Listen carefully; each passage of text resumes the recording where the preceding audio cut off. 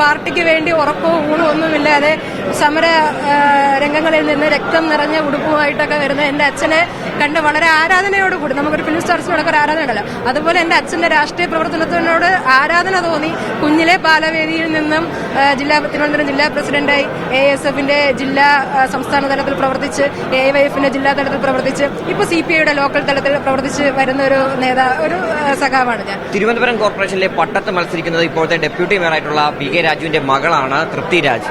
എങ്ങനെ കാണുന്നൊരു മത്സരം? അച്ഛന് ശേഷം മകളാണ് മത്സരിക്കുന്നത്.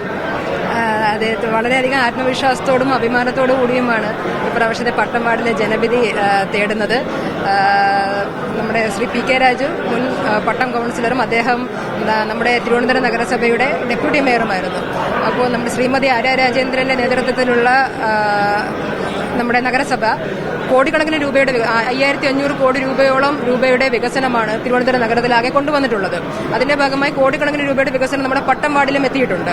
അതുകൊണ്ട് തന്നെ പട്ടം വാർഡിലെ പ്രബുദ്ധരായ വോട്ടർമാർക്ക് നമ്മുടെ ശ്രീ PK രാജു 5 വർഷം മുന്നേ ഉണ്ടായിരുന്ന പട്ടം വാർഡിന്റെ ശോചനീയാവസ്ഥയും കഴിഞ്ഞ 5 വർഷം അദ്ദേഹം അവിടുത്തെ കൌൺസിലറായിട്ടിരുന്നപ്പോൾ ഉണ്ടായ സമഗ്രമായ വികസനവും മാത്രം മുന്നിൽ കണ്ടാൽ നിസ്സംശയം അവർക്ക് ഇടതുപക്ഷ ജനാധിപത്യ മുന്നണിയോടൊപ്പം നിൽക്കാൻ സാധിക്കുമെന്നാണ് വിശ്വാസം.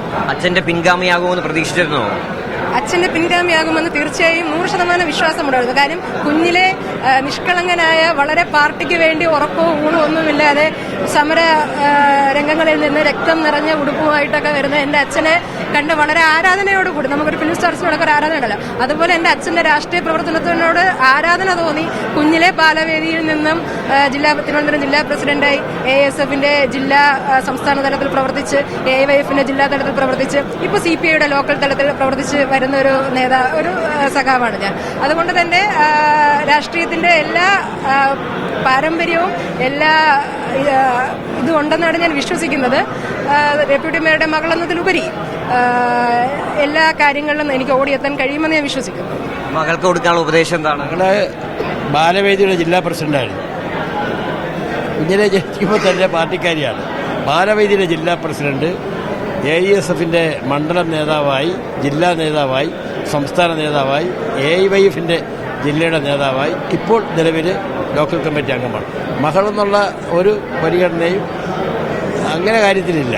കമ്മ്യൂണിസ്റ്റുകാരി എന്ന നിലയിൽ ഒരു നല്ല രാഷ്ട്രീയ പ്രവർത്തകയായി അവരുടെ കോളേജ് ജീവിതം, അതുപോലെ തന്നെ സ്കൂൾ ജീവിതം എല്ലായ്പ്പോഴും കമ്മ്യൂണിസ്റ്റ് മൂല്യങ്ങളെ മുറുക്കിപ്പിടിച്ചുകൊണ്ടും ഇടതുപക്ഷ ജനാധിപത്യ മുന്നണിയെ കരുത്തേറുന്നതിന് വേണ്ടി നാടിൻ്റെ ഐശ്വര്യമായ ഒരു തലസ്ഥാന നഗരമാണ് ഞങ്ങൾ നടത്തിയിട്ടുള്ള ശ്രീമതി ആര്യ രാജേന്ദ്രനും ഞാനും നടത്തിയ 5500 കോടി രൂപയുടെ വികസനമാണ് തിരുവനന്തപുരം നഗരത്തിൽ നടത്തിയിട്ടുള്ളത്.